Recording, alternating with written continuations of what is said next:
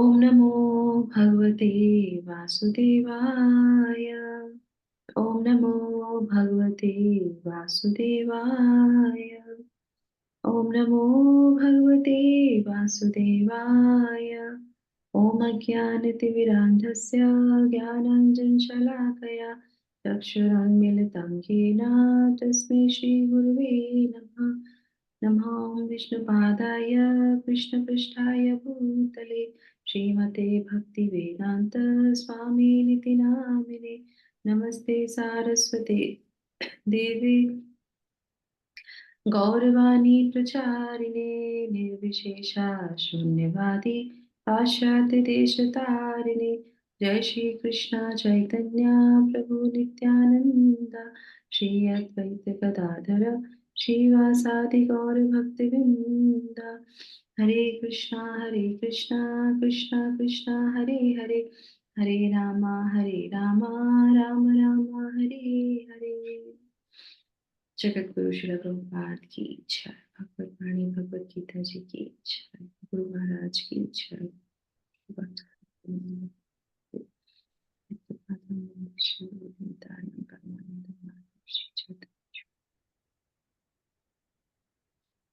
हरे कृष्णा। सभी लोगों को मेरा बहुत बहुत प्रणाम। आप लोगों का बहुत बहुत अभिनंदन, स्वागत आज के हमारे सत्र में, जिसमें हम पढ़ने जा रहे हैं भगवत गीता जी के 16वें अध्याय को, और 16वें अध्याय में श्लोक संख्या 7। तो जो भी माता जी वॉलंटियर करना चाहे मेरे पीछे पीछे बोल सकते हैं। प्रवृत्तिं च निवृत्तिं च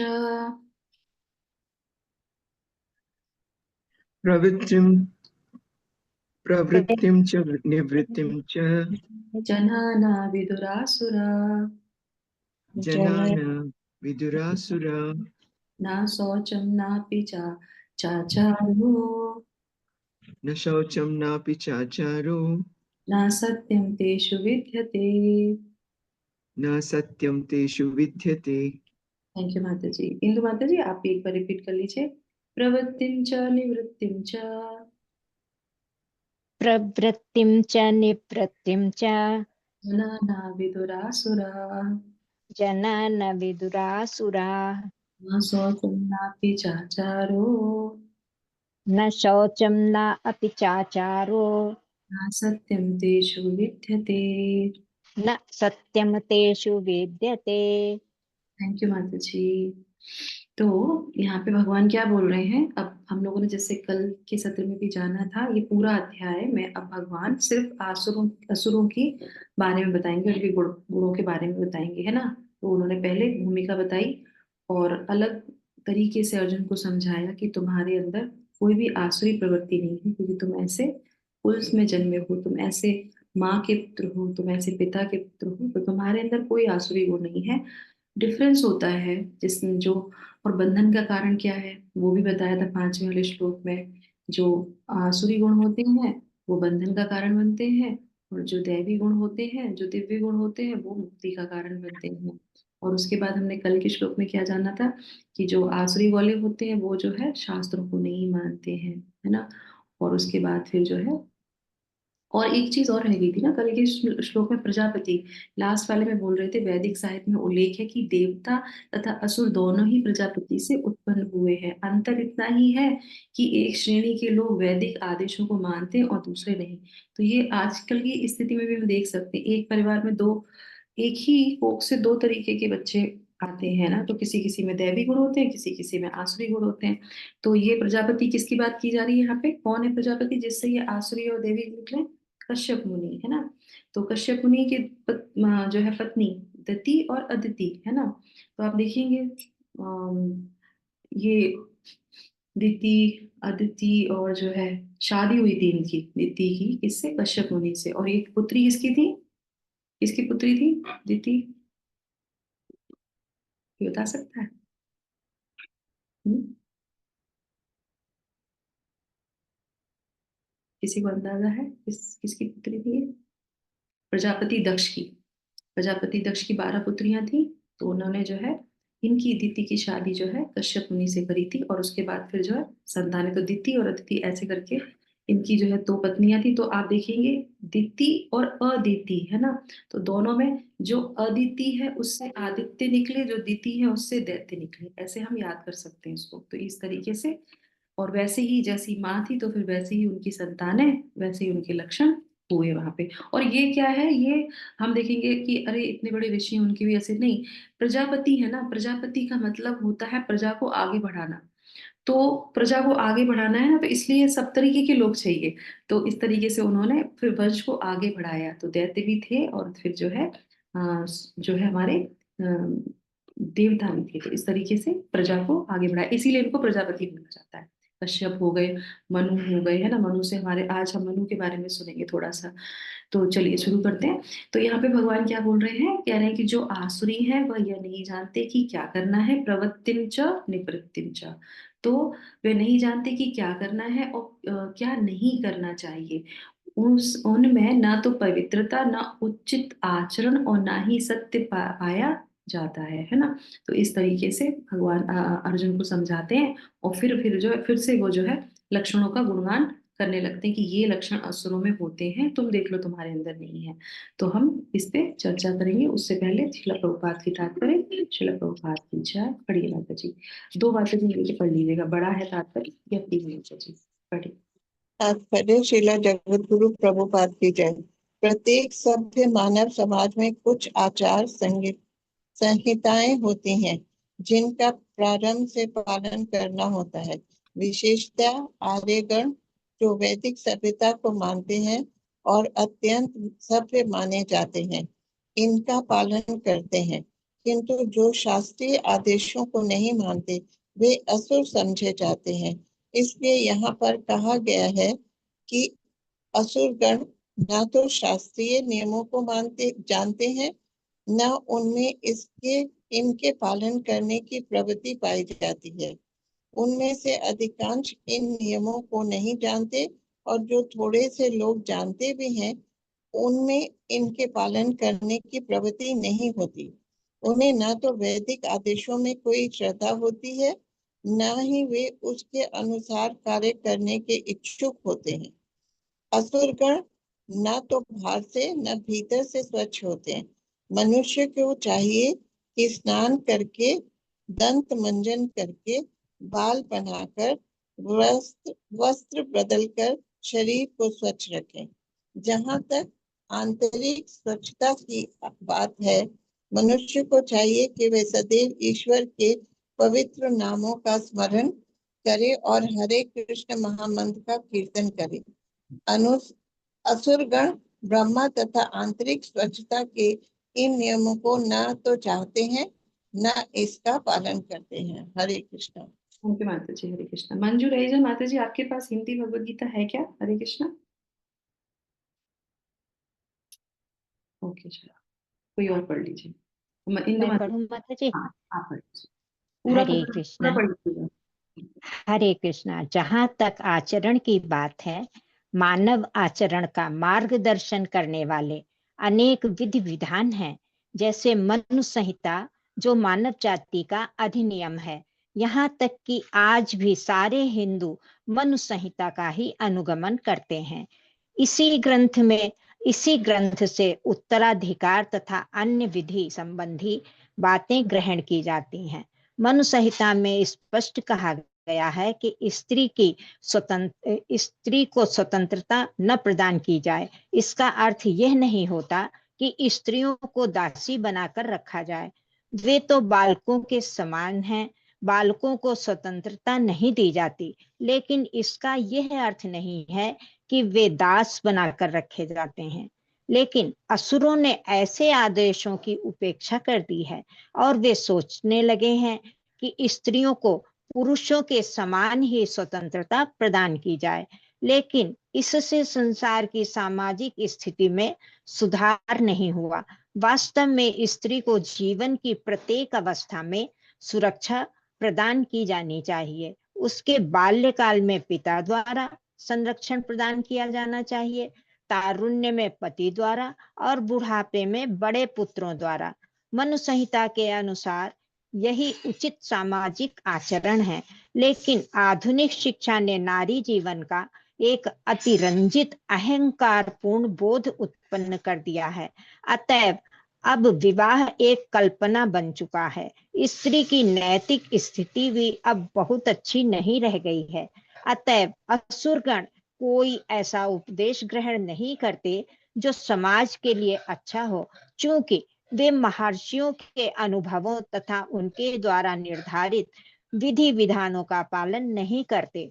अतएव आसुरी लोगों की सामाजिक स्थिति अत्यंत शोचनीय है। हरे कृष्णा। थैंक यू माता जी। हरे कृष्णा। तो यहाँ पे शिला प्रभुपाद बहुत अच्छी तरीके से, और शिला प्रभुपाद ने अपने व्यक्तिगत जो है कुछ अनुभवों को देखा है, और उसके बाद वो ये सारी चीजें भगवत गीता में लिख रहे हैं, है ना। तो किस तरीके से उन्होंने कितना निम्न चीजें भी लिखी हैं यहाँ पे, बिल्कुल बेसिक चीजें। तो ये तो आप देखेंगे कि भारत में ऐसा नहीं होता है, पर विदेशों में जब शिला प्रभुपाद गए थे प्रचार के लिए, तो आज भी है विदेशों में कई जगह आप देखेंगे नहाने की प्रथा नहीं है। कई जगह बहुत सर्दी होती तो वहां पे वो लोग नहीं नहाते हैं ना, पानी का इस्तेमाल ही नहीं करते। तो जहाँ पानी का इस्तेमाल नहीं होता वो तो स्वच्छ चीजें हैं ही नहीं, है ना, शुचि चीजें हो ही नहीं सकती वहां पे। और और ऐसे लोगों को प्रीचिंग किया जो नहाते नहीं थे, जो मंजन नहीं करते थे, जो बाल नहीं बनाते थे। तो वो सारी चीजें उन्होंने लिखी है ना, हिप्पीज के बारे में। तो उन्होंने वो सारी चीजें लिख दी कि मैं लिख रहा हूँ, तो तुम पढ़ोगे तो तुम्हें समझ में आएगा। तो ये उनका एक अलग तरीका है समझाने का, प्रीचिंग करने का। और जो लोग पढ़ रहे होंगे आप देखेंगे इस पुस्तक को लिखे हुए इतना वर्ष हो गए, और आज जो हमारी स्थिति है भारत में भी आप देख सकते हैं, कलयुग बढ़ रहा है ना, भारत में भी देख सकते हैं आप। अच्छे अच्छे घरों के लोग जो है, बच्चे नहाना नहीं चाहते, नहाते नहीं हैं, गंदे कपड़े, है ना, जिसमें एक मुख्य एक अ, वस्त्र आ गया है जीन्स का। जीन्स जो बनी थी वो इसीलिए बनी थी कि लेबर लेबर लोगों के लिए, कि वो जब कई दिनों तक काम करते रहेंगे तो वो मोटा एक कपड़ा है जो गंदा कम होता है और कई दिनों तक चल सकता है। इसलिए वो जीन्स बनाई गई थी विदेशों में लेबर लोगों के लिए। पर आज तो वो मॉडर्न बिना जीन्स के चलता ही नहीं है। और एक आप देखेंगे कि वो नहीं धुलती है जल्दी जल्दी, है ना, कहते इसको क्यों बार बार धोना है ना, ये तो नॉर्मल चीजें हैं, देख सकते हैं आप इसको।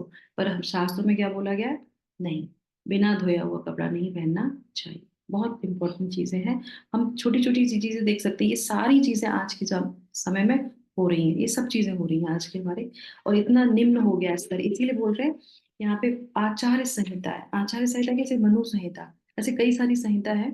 और ये संहिता, मनु संहिता पहले होती थी फॉलो, ऐसा नहीं कि नहीं होती थी, ये फॉलो होती थी जब देश आजाद नहीं हुआ था उससे पहले ऐसी ही संहिता फॉलो होती थी।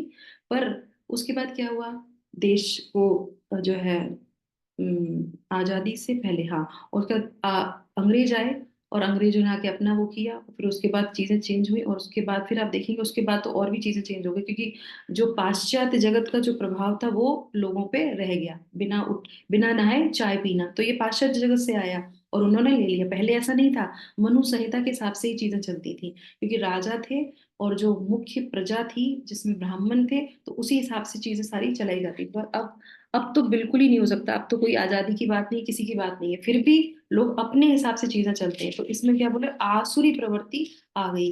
अब उसमें शिला प्रभुपाद ने इतना अच्छा, एक तो ये नहाने का हो गया और सारी चीजें हो गई। शिला प्रभुपाद ने विशेष रूप से बताया कि मानव जाति अधिनियम है ना। अब मनु संहिता के अनुगम करते हैं, ग्रंथ के उत्तराधिकारी तथा अन्य विधि संबंधी बातें ग्रहण की जाती हैं, ठीक है। तो जो लोग किसी पद्धति में हैं, शास्त्र के अनुसार, शास्त्र के अनुसार कौन चलेगा, जिसने किसी परंपरा को एक्सेप्ट किया है। जो परंपरा के हिसाब से नहीं चलेगा वो शास्त्र के हिसाब से भी नहीं चलेगा। इसीलिए शिला प्रभुपाद ने ग्रंथों में, या जो ग्रंथ का सार है उसमें बोला कि आप किसी परंपरा को फॉलो कीजिए। एक बार एक व्यक्ति आते हैं, वो कहते हैं कि मैं ना जो है कृष्ण को नहीं मानता, मैं जीसस क्राइस्ट। बोले किसी को मानो, एटलीस्ट तुम किसी को मानो तो, किसी भी संप्रदाय, किसी भी धर्म को मानो, भगवान को मानो, और उस ग्रंथ में क्या लिखा है उसको फॉलो करो। हर ग्रंथ में चीजें दी जाती है, क्या निवृत्ति है और क्या प्रवृत्ति है, तुम्हें करना चाहिए। पर लोग अपने हिसाब से अपना धर्म चढ़ते हैं। इसीलिए भगवान कहते हैं सर्वधर्मान परित्यज्य, और चीजों को छोड़ दो, जो भगवान ने बताया है वो ही उसको फॉलो करना चाहिए। तो अब इसमें शिला प्रभुपाद ने एक मुख्य जो है घटित किया है, वो क्या क्या किया है, उन्होंने बोला है कि मनु संहिता में स्पष्ट कहा गया है कि स्त्री को स्वतंत्रता न प्राप्त की जाए। इसका क्या मतलब है? तो लोग इसको गलत समझ लेते हैं कि क्यों बंधन में रहना, बंधन में क्यों रहना, वो भी जितना कमा रहे, हमारी बेटी भी उतना कमा सकती है, हमारी बहू भी उतना कमा सकती है, हमारी पत्नी भी उतना कमा सकती है, या दूसरे लोग ऐसे उसको प्रोत्साहित करते हैं इतना कमा, बराबर होना चाहिए, एकदम बराबर हिस्सा होना चाहिए। नहीं, बराबर नहीं होते हैं, स्त्री पुरुष बराबर नहीं होते। क्यों? क्योंकि उसकी फिजिकल चीजें अलग होती हैं, उसका मन अलग होता है, उसका हृदय अलग होता है। भगवान ने बनाया ही उसको इस तरीके से। तो श्रील प्रभुपाद क्या करे, बालकों की जैसे होते हैं। जो स्त्री होती है वो बच्चों की जैसे, बच्चों की जैसे क्या, किसी के भी प्रलोभन में आ जाएगी, क्योंकि उसको ऐसे ही बनाया गया। इसीलिए आप देखेंगे जब स्त्रियों की शादी होती है तो इतना सारा जेवर देते, ये इसलिए नहीं देते थे क्योंकि वो उसमें लगी रहेगी, नहीं तो उनका मन इधर उधर भागेगा, स्त्री है ना, तो उसका इधर उधर मन भागेगा और ज्यादा कुछ कार्य नहीं होगा, तो इसलिए उनको घर की चीजों में और चीजों में एंगेज कर दिया जाता है, जबकि वो और भी चीजें उसके अंदर बहुत अच्छे गुण होते हैं, पर एक गुण ये भी होता है कि वो बालकों जैसी होती है, इसीलिए किसी के प्रोटेक्शन में चाहिए। पर अभी क्या है, स्वतंत्र रहना है, अकेले ही सारी चीजों को करना है, नहीं। यहाँ पे श्रील प्रभुपाद बता रहे हैं बालकों को स्वतंत्रता नहीं दी जाती ना, तो वो क्या क्रूरता है, वो क्रूरता बिल्कुल नहीं है। इसीलिए स्त्रियों को संरक्षण दिया जाता है, या तो पहले पिता के संरक्षण में रहती है, उसके बाद फिर जो है वो अपना पति के संरक्षण में रहती है, और उसके बाद फिर अगर उसका पुत्र बड़ा हो जाता है तो पुत्र के संरक्षण में रहती है, पर उसको संरक्षण में ही रहना चाहिए। इसीलिए आप देखेंगे किसी भी स्त्री को किसी भी धर्मशाला में, आश्रम में रहने की अनुमति नहीं दी जाती है। किसके संरक्षण में रहोगी तुम? पराये पुरुष कोई भी नहीं है अपना, है ना। तो इसीलिए बोला जाता है कि अब उनके संबंध में रहना चाहिए, और वो भी एक सीमा होना चाहिए, पिता के साथ भी एक सीमित व्यवहार, सबके साथ एक सीमित व्यवहार, क्योंकि स्त्री का शरीर अलग है, पुरुष का शरीर अलग है, और वो जो है बहुत सारी चीजें ऐसी आती शास्त्रों में। तो इस तरीके से यहाँ पे बताया जाता है। और लोग कहते हैं हमको दास, और इसका अगर सही ले लेते हैं तो निवृत्ति प्रवृत्ति में क्या आता है, तुम तो दासी हो, भगवत गीता में बताया गया है, तुमको तो ऐसे रहना चाहिए। तो वो दोनों ही जो है आसुरी प्रभाव वाले लोग जो होते हैं उसको गलत ले लेते हैं। कोई भी जो है संहिता या कोई भी शास्त्रों के विचारों को गलत तरीके उसको ले लेते हैं, अपनी तरीके से उसको मनगढ़ंत तरीके से करते हैं। तो ये बहुत ही इंपॉर्टेंट है, ठीक है। तो ये आसुरी वाले, और क्या है, हाँ, अब यहाँ पे एक प्रश्न आता है कि ये जो आसुरी वाले लोग होते हैं ये क्यों नहीं मानते हैं, क्यों नहीं मानते चीजों को, किस कारण से वो क्यों नहीं मानते चीजों को, क्यों नहीं मानते? अरे ये तो प्रैक्टिकल एप्लीकेशन चल रहा है हम सबके लिए, सुन रहे हैं ना आप लोग, आप लोगों को मेरी आवाज आ रही है ना? हाँ, क्यों नहीं मानते जो आसरी वाले होते हैं, क्या करना है क्या नहीं करना है? क्योंकि वो शास्त्रों को नहीं पढ़ते, क्योंकि वो संप्रदाय को नहीं मानते, इस वजह से, क्योंकि वो गुरु की शरण में नहीं आते, पिछले श्लोक में हमने जाना था, इसीलिए वो इन सब चीजों को नहीं मानते। पढ़ भी लेंगे तो भी उसको, एक कहावत कहते हैं ना, जानते भी नहीं है और मानते भी नहीं है। अब जानेंगे कैसे, जब शास्त्र पढ़ेंगे नहीं तो जानेंगे नहीं, और पढ़ भी लिया इसमें ये लिखा तो हम मानेंगे नहीं उनको, क्योंकि उनके अंदर से वो आसुरी गुण, वो एक एक जन्म का नहीं होता है, कई जन्मों से उनके अंदर वो चला आता है। इसीलिए बोलते हैं कि अगर पिछले जन्म में नहीं पढ़ा कोई बात नहीं, मन नहीं लगता, पर पढ़ना चाहिए, क्योंकि अब हम पढ़ेंगे तो एक चित्र हमारे जो इस मस्तिष्क पे, इस चेतना पे एक छाप आती रहेगी धीरे धीरे करके, और फिर उस छाप के कारण हमारी चीजों में सुधार आएगा। इसलिए पढ़ना ही पढ़ना चाहिए, नहीं समझ में आ रहा तो भी पढ़ना चाहिए, क्योंकि भगवान ने बोला है शास्त्र पढ़ना है, भगवान ने बोला है शास्त्र, तो हमें पढ़ना ही चाहिए। गुण डेवलप नहीं होंगे पर कहीं ना कहीं प्रिंट तो आएगा हमारे चित्त पे, भगवान बोल रहे हैं तो होगा, तो इस तरीके से करना चाहिए। तो जिसमें सरलता होगी वही उसको मानता है ना। तो यहाँ पे ये आ गया, ठीक है। अब आ जाते हैं यहाँ पे तीन जो है गुण विशेष तरह से उन्होंने बताए हैं निवृत्ति प्रवृत्ति में, कौन कौन से हैं तीन, उसमें बताते हैं स्वच्छता नहीं होती उनके अंदर, उनके अंदर जो है सही कार्य नहीं करते हैं ना, शास्त्रों के अनुसार जो कार्य होते हैं उनको सही कार्य नहीं करते हैं, और सत्यता नहीं होती है। तो इसके ऊपर हम थोड़ी सी चर्चा कर लेते हैं कि ये गुण जो है हमारे अंदर तो जो है डेवलप नहीं हो रहा है ना इस तरीके से। तो आप देखेंगे स्वच्छता का सबसे पहले आंतरिक स्वच्छता और बाहरी स्वच्छता। तो बाहरी स्वच्छता में हम देखते हैं कि स्नान करना चाहिए, है ना, जैसे श्रील प्रभुपाद ने बोला स्वच्छ कपड़े पहनना चाहिए, वो सब हो गया। और आंतरिक स्वच्छता क्या है, हरि नाम लेना चाहिए। तो आप देखेंगे जिनमें आसुरी प्रवृत्ति होती है वो हरि नाम लेते भी नहीं है, और जो ले रहा होगा उसकी भी जो है वो क्या करते हैं, इंसल्ट करते हैं वो, क्योंकि उनको उसमें श्रद्धा नहीं है, तो वो कहते हैं कि क्या होता है इस हरि नाम से, क्यों लेना है इसको, और कई सारी ऐसी जो है उनके साथ अभद्र जो है व्यवहार करते हैं। तो ये आसुरी लोगों का ये होता है। अब यहाँ पे एक प्रश्न आ जाता है, जैसे अर्जुन को भगवान समझा रहे हैं ना कि आसुरी, तो क्या अर्जुन के अंदर कोई ऐसा आप बता सकते हैं जिससे ये पता चले कि अर्जुन का हृदय स्वच्छ था? भगवत गीता में, अब हम लोग क्योंकि लास्ट में चल रहे हैं भगवत गीता, हम लोगों ने ऑलरेडी सारी भगवत गीता पढ़ ली है इतने श्लोकों में, तो क्या कुछ कोई चैप्टर, कोई श्लोका, कहीं से कोई एक्टिविटी कोई याद आ रही है किसी को जो बता सकता है कि अर्जुन का हृदय स्वच्छ था? बाहर से तो वो स्वच्छ ही होंगे डेफिनेटली, उसकी बात नहीं की जा रही है। हृदय स्वच्छ, स्वच्छता का मतलब क्या होता है? मन भी शुद्ध होना चाहिए, स्वच्छ होना चाहिए, और बाहर तो है ही स्वच्छ। तो कौन सी एक्टिविटी से पता चलता है कि अर्जुन का हृदय बहुत स्वच्छ था? हम्म आप लोग हरे कृष्ण पार्टिसिपेट। माता जी। हाँ, यस मैम। माता जी, 5 सारथी वो भगवान जिनके सारथी बन गए वो तो स्वच्छ ही थे, वो नहीं, तो हाँ, वो तो है ही, भक्त वो तो भक्त हमें थे। नहीं, कौन सी एक्टिविटी से जो भगवत गीता में विशेषता बताई गई है कि उससे पता चलता है कि उनका हृदय कितना स्वच्छ था? माता जी, हरे कृष्णा माता जी। जब वो अपने परिवारों पर हाथ नहीं उठाना चाहते थे, मेरे भी मारना नहीं चाहते थे। यस, बहुत बढ़िया, क्योंकि वो करने नहीं चाहते। अब आप खोल लीजिए, मैं आपको बता रही हूँ, खोल लीजिए 1.37, फिर मैं आपको बताती हूँ, खोलिए 1.37, किसी का खुला? 37,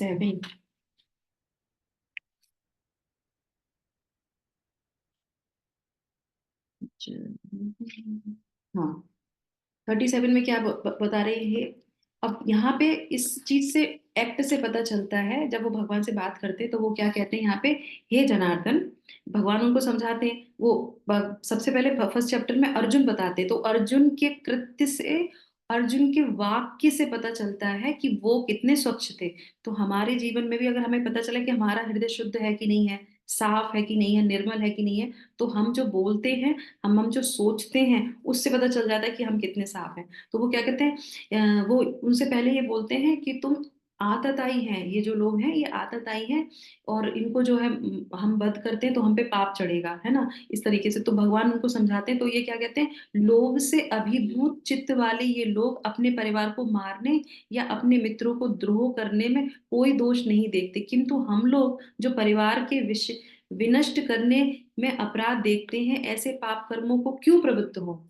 समझ रहे हैं, हम क्यों प्रवृत्त हो ऐसे कर्म में? क्योंकि उनकी क्या है, उनकी तो मानसिकता खराब हो गई है। वो कहते हैं कि उनको तो लोभ इतना हो गया कि उनको दिखाई नहीं देता है। अर्जुन से भगवान कहते हैं, अरे उन्होंने, अर्जुन कहते हैं कि वो जो है हमारे बंधु है ना, हम उनको कैसे मान सकते हैं? बोले कि वो तुम्हारे बंधु नहीं है, वो तुम्हारे भाई नहीं है क्या? वो तुम्हारे साथ गलत कर रहे हैं तो तुम उनके साथ वध नहीं कर सकते? तो इससे पता चलता है, गलत करने के बाद भी अर्जुन क्या कहते हैं कि हम उनको क्यों मारे, हमारे अंदर हमें पाप लगेगा। उनकी दृष्टि खराब हो गई है। और एक चीज और बोलते हैं, वो क्या बोलते हैं, वो कहते हैं कि लोभ के कारण उनकी आंखों पे द्वंद छा गया, उनको दिखाई नहीं देता, इतना लोभ है। तो अर्जुन के अंदर लोभ नहीं था, अर्जुन के अंदर क्रोध नहीं था, अर्जुन के अंदर ईर्ष्या नहीं थी। तो इससे पता चलता है, फर्स्ट चैप्टर अर्जुन कहीं पे भी मानने को तैयारी नहीं होते, क्यों? क्योंकि अर्जुन का हृदय निर्मल होता है, अर्जुन का हृदय स्वच्छ होता है। तो इस चीजों से बहुत पता चलता है, क्योंकि अर्जुन के ऊपर भगवान ने बोला कि तुम ऐसे नहीं हो, तो हमें भी भगवद गीता से पता चलना चाहिए कि लक्षण क्या होते हैं जो व्यक्ति अंदर से स्वच्छ है। ठीक है, अब आ जाते हैं दूसरा। ठीक है, अब आ जाते हैं सही कार्य, है ना, तो ये हो गया स्वच्छता, तो ये मुख्य जो आज के श्लोक में बताया जा रहा है। दूसरा हो गया जो है सही कार्य, तो ऐसा कौन सा व्यवहार है जिससे पता चलता है कि ये अर्जुन ने सही व्यवहार किया और दुर्योधन ने गलत व्यवहार किया? कौन से एक्ट से पता चलता है, या कौन से श्लोक से पता चलता है, कौन से अध्याय से पता चलता है? देखिए, मुख्यतः ना पहले और दूसरे अध्याय में ही सारी चीजें कवर हो जाती है, इसीलिए बोलते हैं जो द्वितीय अध्याय है वो गीता का सार कहा गया है, क्योंकि जो भी मानसिकता है, सभी महाभारत के सारे कैरेक्टरों की जो मानसिकता थी वो पहले और दूसरे अध्याय में पता चल जाती है। उसके बाद भगवान भगवत गीता बोलना प्रारंभ करते हैं ना। तो आप बताइए, ध्यान है किसी को, कुछ पता चलता है कि कौन सा कार्य वो गलत करते थे? सोचिए, इतने सारी चीजें हम लोग सुनते हैं अर्जुन के बारे में, दुर्योधन के बारे में। चलिए खोलिए 2.5, श्लोक संख्या 2.5 खोलिए, कौन खोलेगा? जल्दी जल्दी खोलिए, हरे हरे कृष्णा माता जी। जब मतलब अर्जुन उनसे युद्ध नहीं करना चाहते थे, चाहे उनको कुछ मिले या ना मिले। हम्म, और जबकि दुर्योधन सब कुछ लेने के बाद भी उनको हम्म, कुछ भी देना नहीं चाहते थे, yes, प्रभु के कहने पर भी। हाँ। और एक बहुत इम्पोर्टेंट चीज है, बोलिए। हम्म। 5 वाला श्लोका कोई पढ़ेगा? गुरु नहत्वा हि महानुभावान् श्रेयो भोक्तुं भैक्ष्य पीह लोके हत्वार्थ कामास्तु गुरुर्निरेव भुञ्जीय भोगा नरुधीर प्रदीप्तान। अर्चना माता जी, आपने खोल लिया ना? पढ़िए जरा इसका ट्रांसलेशन। यस माता जी, हरे कृष्णा।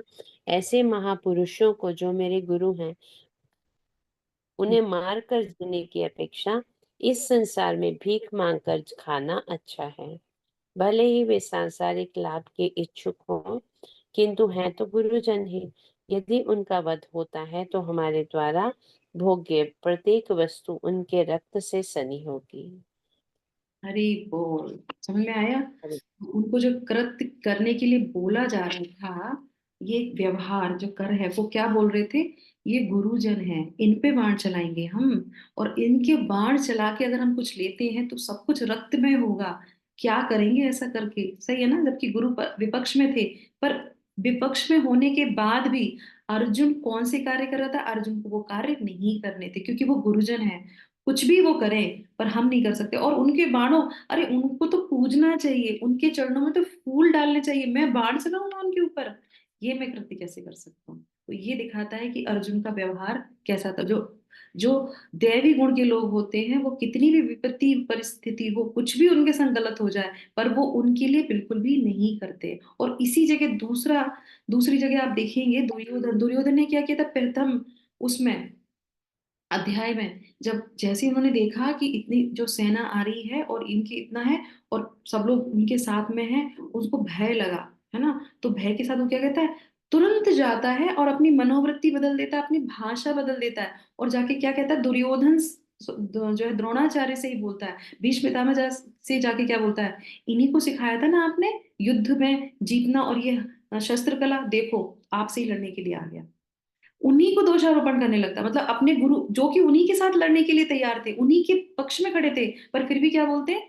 इन्हीं को आपने इनको सिखाया था ना, ये देखो आपसे लड़ने के लिए आ गए, मतलब गुरु को ही दोषी बना दिया। तो कभी कभी जब हमारे में विपत्ति आती है, कोई कष्ट होता है, तो हम ये नहीं देखते कि सामने वाला क्या है, और उसको दोषारोपण शुरू कर देते हैं। तो ये क्या है? ये आसुरी व्यवहार है, ये आसुरी प्रवृत्ति है, जिसके कारण हम गलत चीजें उसके ऊपर थोप देते हैं और ये व्यवहार करते हैं उसके साथ। तो इस तरीके से हम देखते हैं, ये दोनों ही हमारे अंदर हैं, है ना? अर्जुन वाली जो गुण है दैवी गुण, और जो है दुर्योधन वाला। तो हम देख सकते हैं कि कहाँ दुर्योधन बोल रहे हैं और कहाँ अर्जुन बोल रहे हैं। कभी भी कभी कोई आप कार्य करने जाते हैं और तुरंत आपके मन में कुछ ऐसा आएगा, नहीं नहीं ऐसा तो नहीं करना चाहिए, तो समझ लीजिए कि वहां पे हमको भगवान की तरफ से जो दैवी गुण है वो आगे बोल रहे नहीं करो। और ऐसे बोलेंगे ऐसा ही करना चाहिए, इसके साथ ऐसा ही होना चाहिए, इसके इनके लिए ऐसा ही करना चाहिए, इसने ऐसा किया था ना इसीलिए इसके साथ ऐसा रहा। ऐसा कुछ नहीं हो रहा है, उसके ने जो किया वो नहीं हो रहा, तुम्हारा जो है अवगुण तुमको बाहर प्रोवोक कर रहा है कि तुम ऐसे बोलो, तुम ऐसे चीजें करो। पहले तो सोचेगा, उसके बाद फिर जो है बोलेगा, और उसके बाद फिर क्या होगी? वेग कंट्रोल नहीं होगा, फिर उसके लिए कुछ प्लानिंग करके और फिर उसको करने का प्रयास करेंगे। ये 3 चीजें आती है, तो पहले मस्तिष्क में आएगा, फिर जिह्वा पे आएगा, और उसके बाद क्या होगा? हाथ पैरों में, इंद्रियों से वो करने लगेगा। तो इस तरीके से ये वेग आता है, जो अगर आसुरी गुण हमारे अंदर रहता है, तो इस तरीके से हम देख सकते हैं। और एक बहुत, कितना समय हो गया हमारा? 30 हो गए।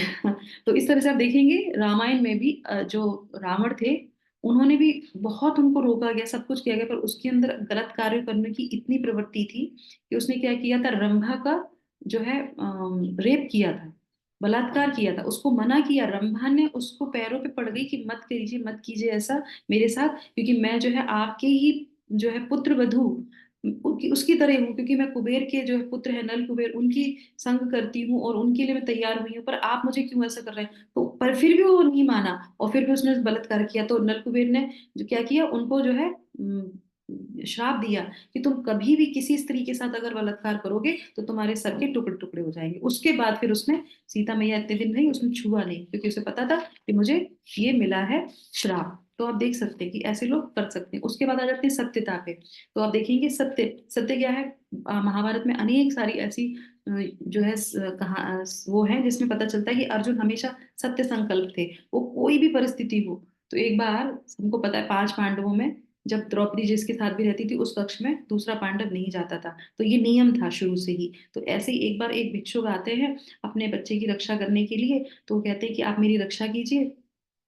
तो अर्जुन बोलते हैं ठीक है मैं आपकी रक्षा करूंगा, तो मुझे अपना जो शस्त्र चाहिए। शस्त्र रखा था कक्ष के अंदर, तो वो एकदम से जाते हैं कब उठाने के लिए, पर वो भूल जाते हैं कि उस समय वहां पे जो है युधिष्ठिर महाराज और उनकी पत्नी वहां पे थी। और वो एकदम जाते हैं और अपना जो है तीर कमान और तलवार वगैरह लेके वहां से निकल आते हैं। फिर बाद में उनको आता है, फिर वो पश्चाताप करते हैं और फिर वो आके उनसे प्रार्थना करते हैं कि मुझे माफ कर दीजिए, क्योंकि हमने ये नियम बनाया था और मैंने ही वो नियम को तोड़ दिया। और उस नियम के तोड़ने पे क्या था कि वो वन में चला जाएगा 12 वर्ष के लिए, तो मैं वन में जा रहा हूँ। तो वो कहते हैं नहीं, क्यों जा रहे हो तुम वन में? अरे हम तो तुम्हारे माता पिता के जैसे हैं, तुम आ गए कक्ष में तो क्या हो गया? बोले नहीं, नियम तो बनाया था ना। तो सत्य संकल्प था इतना थे कि जो चीज करी है वो करेंगे ही करेंगे। अब चाहे सामने वाला ही मना कर रहा है कि नहीं ये गलत नहीं है, बिल्कुल सही है, कोई तुमने कोई पाप नहीं किया, अरे नहीं, मुझे तो पश्चाताप करना है क्योंकि हमने जो नियम दिया था वो हम करेंगे करेंगे। इस तरीके से कई सारे। और उसी जगह दूसरी जगह हम देखेंगे दुर्योधन ने कभी सत्य बोला ही नहीं, हमेशा झूठ बोलता था वो, है ना, क्योंकि संगत उसकी खराब थी। रावण को देखेंगे आप, ये सारे आसुरी लोगों को, रावण को देखेंगे आप, सीता मैया को जब वो किडनैप करने के लिए आया, तो जब सभा हुई तो वहां पे वो क्या बोलते हैं, वो कहते हैं कि सीता ने तो जो है विरोध ही नहीं किया, जब मैं उसको लेने गया तो उसने विरोध ही नहीं किया। और बड़ी सुंदरता से, मतलब उनका वर्णन करते हैं, इतनी सुंदर है, उनकी बड़ी बड़ी आंखें हैं, वो सीता ने तो मुझे विरोध ही नहीं किया। और ये भी बोला कि 1 साल तक अगर राम नहीं आते मुझे लेने तो मैं आपकी पत्नी बन जाऊंगी। ऐसा कहीं हुआ था? कितना बड़ा झूठ, और झूठ ही बोलता है। तो आप सोचिए इतने बड़े बड़े झूठ बोलते हैं सभा के सामने। तो ये सबसे बड़ा गुण होता है अपनी चीज को स्थापित करना और उसके लिए वो किसी को भी दोषारोपण कर देना। तो इस तरीके से ये 3 जो है बहुत इंपॉर्टेंट गुण है और इसको हमें अपने जीवन में देखना चाहिए, क्योंकि ये बता रहे हैं। और जो शास्त्रों को नियम मानते हैं उनको क्या बोलते हैं? आर्य बोलते हैं। और जो नहीं मानते उनको क्या बोलते हैं? उनको बोलते हैं आर्यन। तो ये हमने पहले भी पढ़ा था भगवत गीता में। तो इस तरीके से हम इन चीजों को देख सकते हैं। एक स्टोरी मैंने सोची थी मैं आपको बताऊंगी क्लीनलीनेस के ऊपर, बहुत अच्छी स्टोरी है, बस समय थोड़ा कम है। बताऊं या नहीं बताऊं, बताइए जल्दी से। बता दीजिए माता जी। बता दूं, ठीक है। तो जैसे हम लोग क्लीनलीनेस की बात करते हैं तो आप देखेंगे जैसे हम लोग जो भी स्टैंडर्ड है ना, तो बहुत से लोग कहते हैं कि अरे इस्कॉन में बहुत क्लीनलीनेस है। हाँ, क्लीनलीनेस इसलिए है क्योंकि जो हम परंपरा में आए हैं, जिस पद्धति में आए हैं, वो क्लीनलीनेस अगर नहीं करेंगे, नहीं उसको फॉलो करेंगे, तो भगवान के धाम जाएंगे तो कैसे करेंगे? आज ही के जब शिला प्रभुपाद शिक्षा कर रहे थे तो वो क्या बोल रहे थे, आध्यात्मिक जगत में जो है असीमित सेवाएं हैं और हर एक चीज असीमित है ना। जगत में कोई भी आराम नहीं है और कोई कार्य की कोई कमी नहीं है और हर एक चीज ना बहुत विस्तार से की जाती है। तो एक ये गुण भी है क्लीनलीनेस का। तो आप देखेंगे इस्कॉन टेम्पल में हमेशा मंदिर एकदम स्वच्छ रहता है, ऑल्टर एकदम स्वच्छ होना चाहिए, क्योंकि शिला प्रभुपाद को बिल्कुल पसंद नहीं था कि भगवान का घर गंदा हो, क्योंकि गंदा उनको पसंद ही नहीं, क्योंकि भगवान को भगवान है ना वो, इसलिए हर एक चीज एकदम चमकती हुई, एकदम साफ, चाहे वो खुद पुजारी हो और चाहे भगवान की चीजें हो, एकदम साफ मेंटेन होनी चाहिए। तो एक बार ऐसे ही होता है ना, तो आप देखेंगे भगवान की जो सेविकाएं हैं ना, तो उसमें ललिता जी है ना, तो ललिता जी जो है वहां पे होती हैं भगवान के धाम पे, और वहां पे वो अपनी राधा रानी की सेवा करती हैं। उसी तरह से विदुर जो जो होते हैं, विदुर जी भी जो होते हैं वहां पे भगवान के धाम होते हैं, तो वो भी अपनी सेवाएं कर रहे होते हैं। तो एक बार, क्योंकि सब भगवान के पार्षद है ना, तो सब करते हैं, तो ये आती है स्टोरी। तो इसमें क्या होता है कि एक बार विदुर जी जहाँ पहुंच रहे होते हैं तो उनको बहुत प्यास लगती, तो वो एक गिलास देखते रखा हुआ है और वो गिलास को उठाते हैं और उससे पानी पी लेते हैं। वो पानी पी लेते हैं और रखते हैं, और वैसे ही ललिता जी वहां पे आती है, वो कहती है अरे तुमको दिखाई नहीं देता है, तुमने जूठे गिलास से पानी पी लिया। तो बोले कि मुझे कैसे पता होगा ये जूठा गिलास है? बोले दिख नहीं रहा है, जूठे बर्तन है यहाँ पे रखे हुए हैं, वहीं तो ये गिलास रखा है। तो बोले तुम क्या कर रही थी? अगर तुम्हें पता है ये जूठा गिलास है और कोई भी आके पी लेगा तो तुमको साफ करके रखना चाहिए था ना। और उन्होंने तो, और वो जो ग्लास जो पिया था, जैसे पानी, जैसे मान लीजिए बोतल है ना, तो इसको जो है उन्होंने ऐसे करके पिया था, ऊपर से मुंह लगा के जो है नहीं पिया था, फिर भी वो अपवित्र था, फिर भी वो अपवित्र ही माना गया। ऊपर से पीने के बाद भी वो अपवित्र है, वो धुलेगा, वो मजेगा, तब उसको यूज किया जाएगा। तो वो कहते तुमने क्यों नहीं जो है इसको साफ करके रखा, तुमसे जो है तुमने, तुम्हारी वजह से तो ये अपराध हो गया। तो वो कहते कि मैं राधा रानी की दूसरी सेवा में थी, इम्पोर्टेंट, शिला प्रभुपाद भी क्या करे, बहुत सेवाएं होती हैं, तो ऐसे बहुत सेवा में दूसरी सेवा कर रही थी, तो इसलिए ये बर्तन धोने की मुझे जो है टाइम लग गया मुझे, नहीं तो मैं तुरंत धो के इसको रख देती। तो बोले कि अच्छा तुमने अपराध किया है, तो वो दोनों में बहस हो जाती है। तो वो कहते हैं कि तुम देख नहीं सकते थे, तुम्हें दिखा नहीं, झूठे बर्तन पड़े हुए यहाँ पे, तो तुम जाओ अंधे हो जाओ, और जाके तुम कहाँ जाओगे, मृत्यु लोक में जाओ, क्योंकि तुमने अपराध किया, तुम वहीं पे जाओगे। फिर वो कहते हैं अच्छा तुम मुझसे कह रही हो, तो जाओ तुमको भी अपराध लगेगा, तुम भी मृत्यु लोक में जाओगी। तो इस तरीके से वो दोनों, ये तो पास टाइम है लोगों को बताने के लिए। जब हम लोग पढ़ते हैं तो हमें पता चलता है कि वहां पे इतनी सेवाएं होती हैं, सब सेवा करते रहते हैं, कोई भी कितना भी बड़ा हो, सब भगवान की सेवा करते हैं, और कोई ईर्ष्या नहीं होती है। पर ये एक हास्य से संबंधित है, और यहाँ पे आके क्योंकि उनको दूसरी सेवाएं करनी थी, इसलिए वो लीला यहाँ पे हुई। तो वो जो जो ललिता सखी थी, वो यहाँ पे आके जो अकबर की जो पत्नी थी जोधाबाई, उनके उनको जो है एक पुत्री के रूप में, वो उनकी पुत्री नहीं, उनको मिली, एक नदी से उनको मिलती है, और वो उनको अपने घर में लेके आ जाती हैं। और इधर जो विदुर जी होते हैं वो कौन बन जाते हैं, वो सूरदास जी बन जाते हैं, है ना, यहाँ पे अंधे हो जाते हैं। और फिर वो क्या करते हैं, हम सबको पता है, वो भगवान का कीर्तन करते हैं, और फिर क्या करते हैं, लोगों को प्रचार करते हैं ना, यही होता है। और इसके साथ साथ अब भगवान ने देखा, राधा रानी देखा ये क्या हो गया, तो कहते अच्छा ठीक है, जाओ तुम लोगों ने लड़ाई कर ली, तुम लोग दोनों नीचे जाओ, अब तुम्हारा श्राप तो हो गया, अब जाना तो पड़ेगा ही तुमको, पर दोनों लोग आओगे कैसे वापस। तो बोले ठीक है, अपना जो सेवा है वो कर लेना वहां पे, पर जैसे ही तुम दोनों एक दूसरे के सामने आओगे, वैसे ही तुरंत तुम मुक्त हो जाओगे इस श्राप से, और तुरंत वापस हमारे धाम पे वापस आ जाओगे। तो ये ऐसे होता है। तो वो बच्ची को जो है जोधा जी पालती पोसती हैं, बड़ा करती। तो ललिता जी, क्योंकि ललिता सखी है ना, वो दोपहर में तैयार होके छत पे आ जाती थी, छत पे। तो वो कहती थी ये लड़की जो है पता नहीं क्यों तैयार होके छत पे आ जाती, क्या देखती है, क्यों ऐसे। बहुत टाइम होता होगा था कि तुमने पूछा कि तुम ऐसे क्यों करती हो, तुम तैयार होके दोपहर के समय ऊपर क्यों चली जाती हो और देखने लगती हो जब उस पे रास्ते में। कहते हैं जिससे मैं प्रेम करती हूँ ना, वो इसी समय पे जो है गैयों को चरा के लौट के आता है, और जो है मैं उसी की राह देखती हूँ। तो बोले यहाँ तो कहीं कोई गैया चराने वाला नहीं है, यहाँ तो ना गैया है ना कुछ भी है, किसको देखती है। बोले तुमको समझ में नहीं आएगा, रहने दो, छोड़ो। क्योंकि ललिता सखी तो बोलती थी कि मैं तो जो करके आई हूँ, मैं तो उसकी राह बांटती हूँ, क्योंकि वो उस मूड में रहती थी, उनको वो लीलाएं याद आती थी, और वो छत पे चली जाती थी तैयार होके, और भगवान कृष्ण को याद करती थी। और उधर विदुर जी जो है सूरदास बन के सब जगह करते हैं। तो ऐसे ही एक बार जो है राजा को कोई परेशानी होती है, तो वो कहते हैं कि आप एक काम करो, किसी अच्छे वैष्णवों को अपने घर में बुलाओ और भोजन कराओ, और आपकी जो परेशानी है वो दूर हो जाएगी। तो दो बहुत फेमस थे उस समय, कौन कौन थे, सूरदास और दूसरे कौन, उनके उस समय काल में एक और थे ना, कौन से कवि थे दूसरे, सूरदास और तानसेन माता जी, हम्म? शायद तान नहीं, और कौन, सूरदास और रस खान, है तुलसीदास। रस खान। तुलसीदास, यस। तो वो कहे दोनों हैं, इन दोनों को बुला लो। तो तुलसीदास थोड़े दूर थे, है ना, तो उन्होंने कहा कि सूरदास यहीं पे रहते हैं, पास में ही हैं, उनको बुला लेते हैं।